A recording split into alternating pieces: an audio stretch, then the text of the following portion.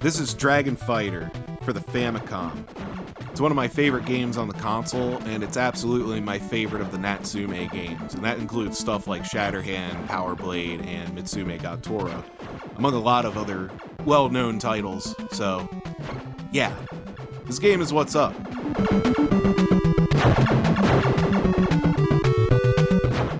I'm recording this game in hard mode, which takes away item drops and gives enemies suicide bullets as well as faster projectiles in general.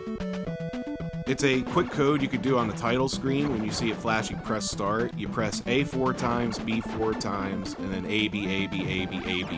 When you activate hard mode, the copyright information on the bottom of the screen becomes red, and there you go.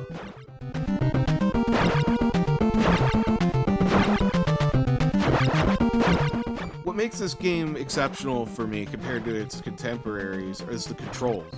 Your main weapon attack is a sword swipe that stays active as long as it's out. It counts as a solid hit, and it can be moved if you're crouching or in the air for maximum coverage. You also have a charge attack, which is pretty powerful, but it also counts as a projectile. The reason I make the distinction between a charge attack versus your regular sword attack is when you kill your enemies with your paragons, you fill up the second meter below your health. When that meter is halfway full, you can turn into your dragon form by jumping into the air and holding up or pressing up. It's stronger than the fighter, but it drains the aforementioned meter. This mode basically turns the game into an auto-scrolling shooter. It's way more powerful, but at the same time you're scrolling slower than you would normally walk.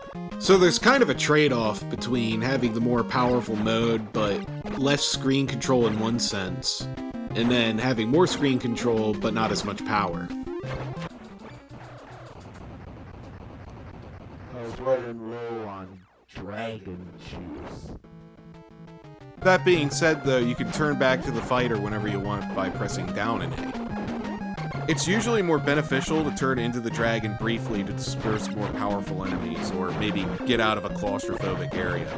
And then you can transform back, and as long as the meter is more than halfway full, you can turn back to the dragon whenever you want, and vice versa.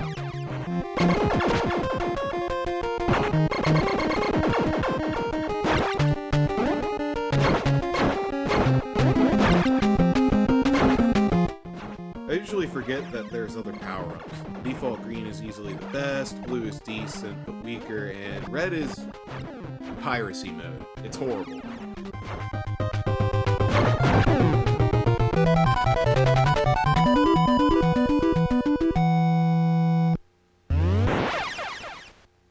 The game is fairly difficult too.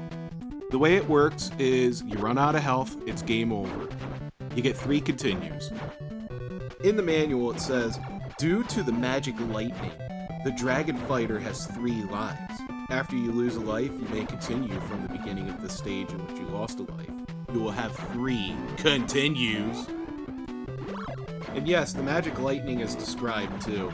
Through the thick, black clouds, the dragon spirit sent a gigantic lightning bolt to strike the legendary statue in the town square.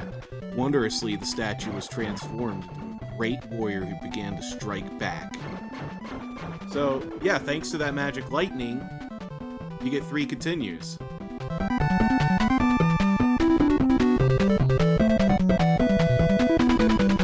The presentation is nice too. Enemies and scenery are varied and is seldom repeated. No bosses are reused, music is pretty good, and the sound test could be accessed by holding A and B on the title screen, then pressing start. You can play every song from the game. All of which are named.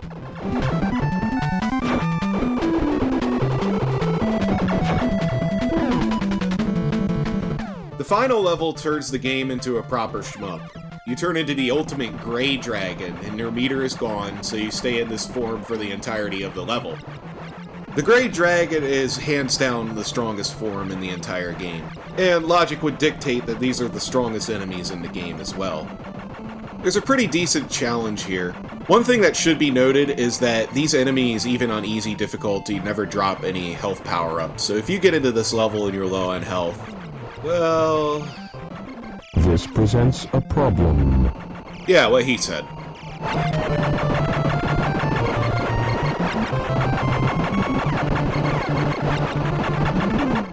And after you get through the onslaught of the strongest enemies of the game, you fight the final boss. Zabaong. Zaba, yeah. No one knows what the Wicked Warlock looks like, because no one who has ventured there ever lived to tell the tale. At this point, you're on your own.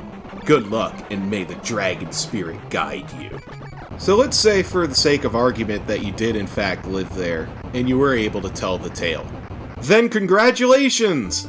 You save the land, fly off into the sunset, and credits, and end. Let the screen sit, and you get the hard mode password, even if you played and beat the game on hard mode. The game has never been re-released, but hey, it runs on an emulator or a flash cart. I recommend the Japanese version because it boots a little faster than the NES version. Otherwise, they're the same. Also, the credits are a little different and the title screen's a little higher up on the NES version. Additionally, you need to wait for the NES version to boot the demo before you can press start. I think the game is solid overall, but I think it would be cool if there was a code that would let you select one of the powers at the start. Like, I don't know, maybe hit something on the D-pad when you're pressing start on the title screen. But yeah, Dragon Fighter is a solid, fast-paced NES/Famicom action platformer. Would be neat to see it get a re-release someday. Strongly recommended if you like these kind of games.